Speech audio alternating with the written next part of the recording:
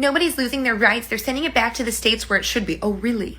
Because last year, Missouri voted on Amendment 3, which protects abortion access for all women for any reason up to 24 weeks and includes exceptions for rape, incest, emergencies, things like that. It passed. It is now part of the Missouri state constitution. And Republicans immediately tried to pose restrictions, bans, and a judge shot it down, saying, hey, we now have a constitutional amendment. You can't do that. She shot it down twice. Now, today, the Missouri State Supreme Court issued a de facto abortion ban until this judge reevaluates her ruling. While that's happening, Republicans have already approved another measure to be voted on that says, you'll vote for this measure if you want to protect women's safety during abortions, or protect parental consent for minors, or protect for abortions with fatal anomalies and emergencies and rape and incest. Already covered in Amendment 3. What they're not going to say about the measure is that it repeals and overturns Amendment 3 and only allows for abortions in emergencies, fatal fetal anomalies, rape, and incest. But they are intentionally leaving that out. They're also trying to rely on people's transphobia to get this through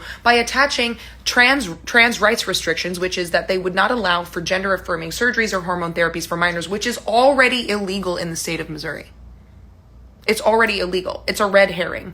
It's what they need to get other votes on this measure so that they can overturn Amendment 3 because they don't like what the people told them. This was never about states' rights. This is about restricting what women can do. A woman's right to her body should not change based on what state she's in. A woman's post-life directive should not be changed because she's pregnant, because now we have Adriana Smith hooked up to life support against her family's consent to be an incubator. And here's the thing, especially with trans rights issues, ladies, we have to realize that this is our fight too. Because who is it that they're trying to police? Who is at risk for having genital gender inspections before playing a sport or using a locker room or going into a bathroom? Only women. It only applies to women.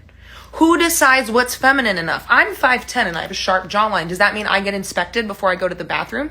Katie Glass was beaten almost to death in a McDonald's for coming out of a bathroom. And she says, I was beaten because I'm a lesbian and I went to the bathroom looking the way I do.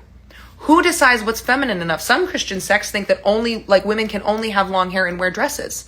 Who decides how the feminine gender shows up?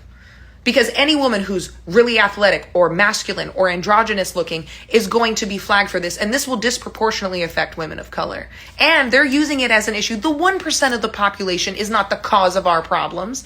They're using it as a way to make sure they can keep women's rights at bay. Because once we lose them permanently, it will be next to impossible to get them back. And if Missouri voters don't see videos like this and information like this, they will vote to repeal the very amendment they worked so hard to put in place.